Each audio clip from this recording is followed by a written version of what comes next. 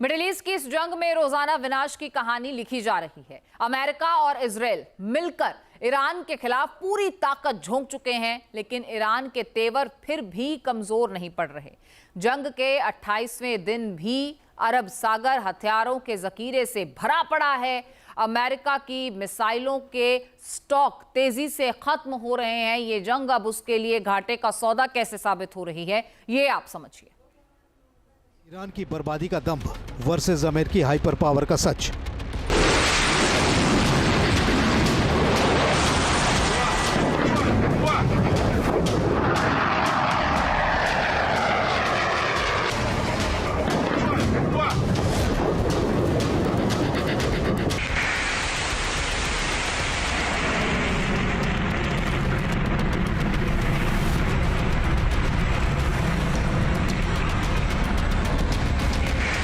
मिसाइलों के रास्ते बर्बादी की गाथा।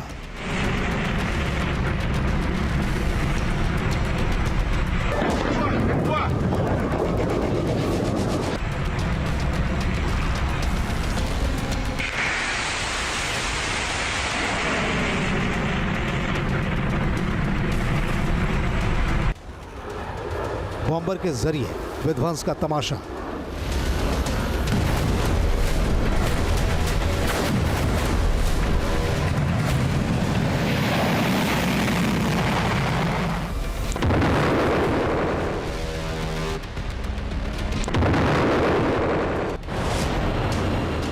टारगेट्स का रेकलेस खात्मा।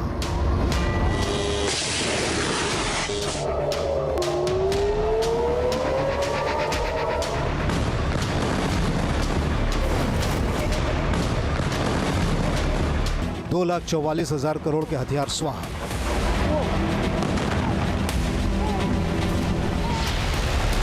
– 28 फरवरी से मिडिल ईस्ट सुलग रहा है।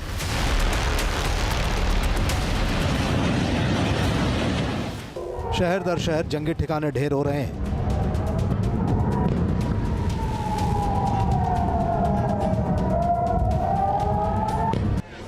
और रिहायशी इलाकों के सिर पर मौत नाच रही है।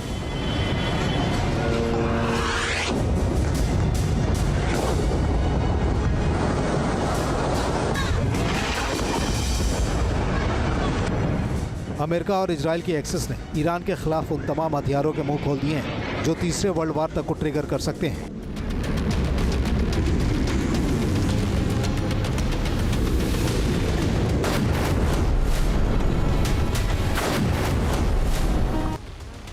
लेकिन क्या अब अमेरिका के हथियारों का जखीरा खत्म होने वाला है? क्या ईरान से जंग ने अमेरिका के सुपर मिलिट्री पावर वाली इमेज के लिए खतरे की घंटी बजा दी है?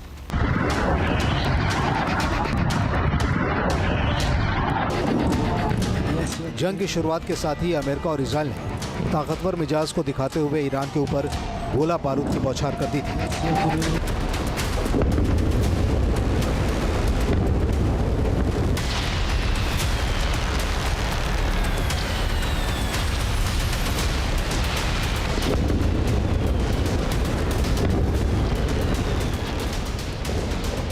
मिसाइलों से लेकर कॉम्बैट ड्रोन और बंकर बस्टर बम तक ईरान को मिट्टी में मिलाने के लिए इन दोनों मुल्कों ने पूरी ताकत झोंक रखी है।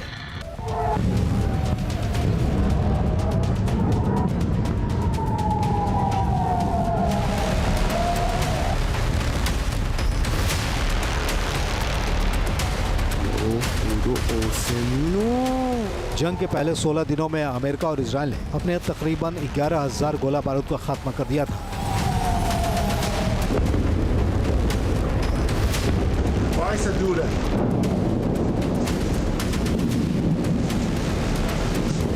इन हमलों में अमेरिका और इजराइल की सेनाओं ने ईरान के हजारों ठिकानों को निशाने पर लेकर कुछ रणनीतिक कामयाबी हासिल की थी। लेकिन हकीकत यह भी है कि अमेरिका और इजराइल ने लाखों डॉलर की मिसाइलों का इस्तेमाल ईरान के कुछ हजार के ड्रोन को मार गिराने में किया है।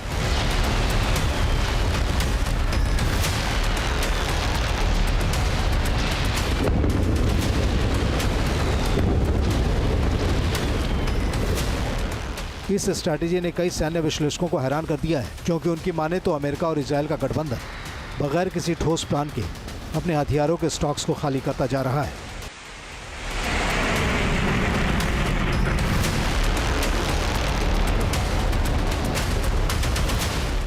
जंग के पहले 96 घंटों में अमेरिका और इजराइल की जोड़ी ने 5000 से अधिक गोला बारूद खर्च कर डाले। इस दौरान ईरान की मिसाइल और ड्रोन हमलों में भी 80 से 90% की कमी आने लगी थी। लेकिन उसके बाद ये जंग वॉर ऑफ एट्रिशन यानी महत्वपूर्ण रणनीतिक ठिकानों को कमजोर करने में तब्दील हो गई।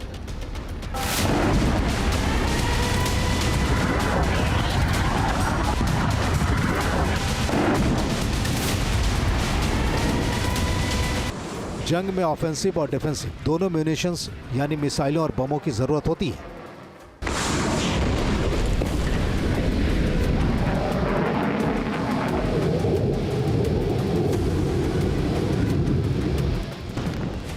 अमेरिका और इजराइल ने ईरान के खिलाफ बेहिसाब बॉम्बिंग की है।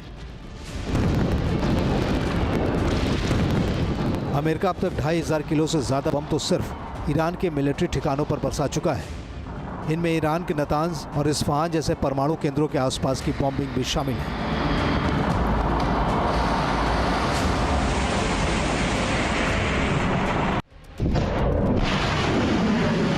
अमेरिका के ऑफेंसिव म्यूनिशंस, टोमाहॉक क्रूज मिसाइलों, जेडीएम गाइडेड बमों और दूसरे प्रिसीजन मिसाइल कुछ हफ्तों में ही खर्च हो गया है। इन हथियारों में ऑफेंसिव के साथ डिफेंसिव यानी बचाव वाले हथियार भी हैं।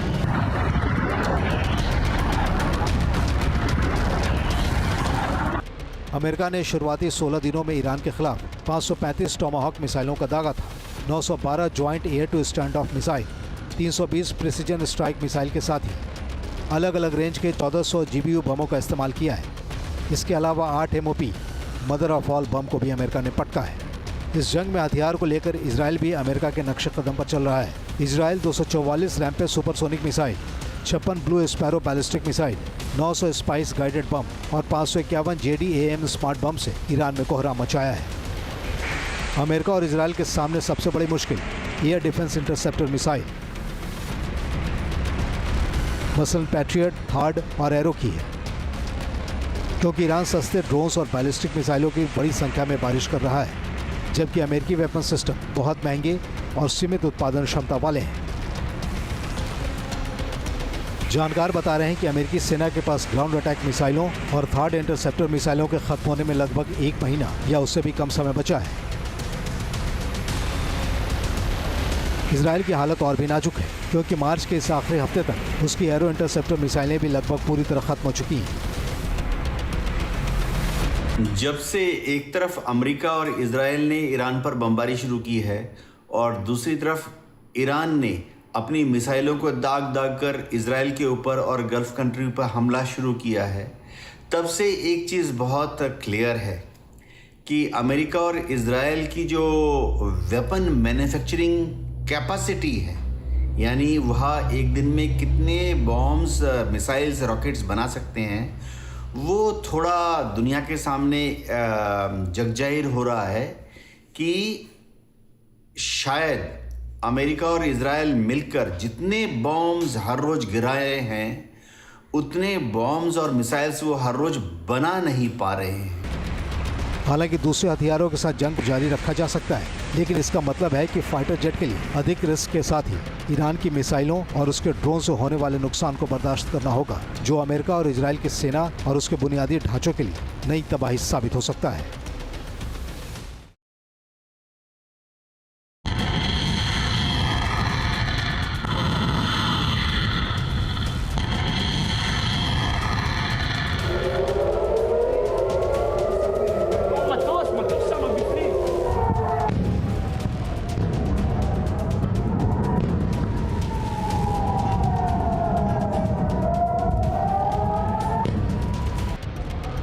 ईरान के साथ जंग की वजह से अमेरिकी इंटरसेप्टर मिसाइलों में भी लगातार कमी आ रही है।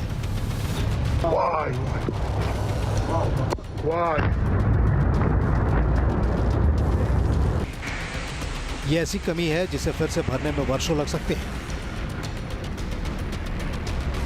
अमेरिका के पेन इंस्टीट्यूट का अनुमान है कि इस जंग में थर्ड मिसाइल भंडार का लगभग 1/3 हिस्सा खत्म हो चुका है। और असलियत यह है कि अमेरिका हर साल 100 से ज़्यादा थर्ड मिसाइलों का निर्माण कर ही नहीं सकता।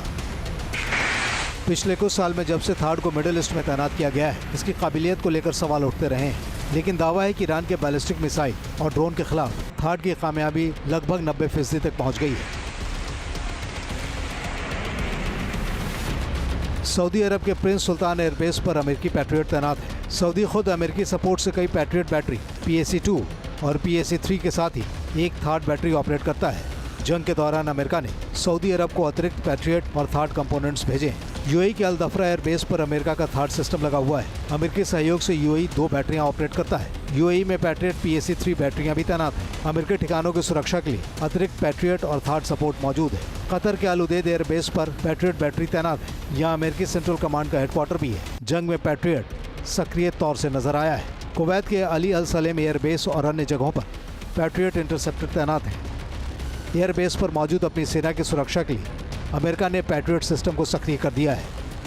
इस तरह बहरीन में अमेरिकी नौसेना और सैन्य ठिकानों पर 1 से 2 पैट्रियट इंटरसेप्टर मौजूद है। ये इंटरसेप्टर क्षेत्रीय रक्षा नेटवर्क का हिस्सा है। ईरान के पास जंग से पहले मौजूद 2000 से 2500 मिसाइलों में से तकरीबन 1000 से 1500 मिसाइलें ऐसी हैं जो इजराइल तक मार कर सकती हैं। इस जखीरे में खाड़ी देशों पर दागी की मिसाइलें नहीं, क्योंकि इन मिसाइलों की रेंज कम दूरी के लिए है। अब तक अमेरिका और इजराइल ने ईरान के लगभग 200 मिसाइल लॉन्चर जमींदोज कर दिए हैं और 135 लॉन्चर नष्ट कर दिए हैं। दावा है कि ईरान के पास लगभग 120 लॉन्चर बचे हुए हैं।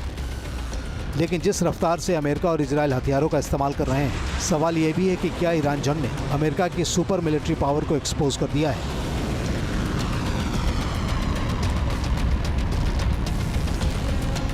अमेरिका इस वक्त यूक्रेन को भी बॉम्ब्स मिसाइल सप्लाई कर रहा है।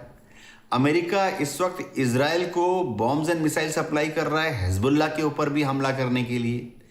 साथ ही साथ ताइवान को भी अमेरिका हथियार सप्लाई कर रहा है। तो अमेरिका की जो मिलिट्री इंडस्ट्रियल कॉम्प्लेक्स है पूरी तरह से स्ट्रेच हो गई है। 3 शिफ्ट में अमेरिका के सारे कारखाने काम कर रहे हैं, फिर भी वो ईरान युद्ध के लिए बड़ी तादाद में बॉम्ब्स मिसाइल्स, खास तौर से एयर डिफेंस सिस्टम्स के जो इंटरसेप्टर मिसाइल हैं वह बना नहीं पा रहे हैं।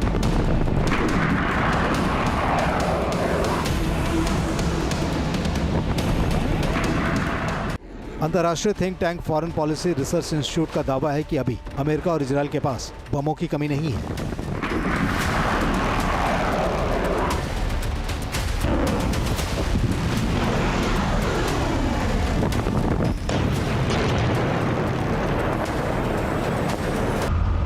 ईरान के खिलाफ अमेरिका और इजराइल का गठबंधन हमले जारी रख सकता है, क्योंकि उसके पास भारी मात्रा में बम है।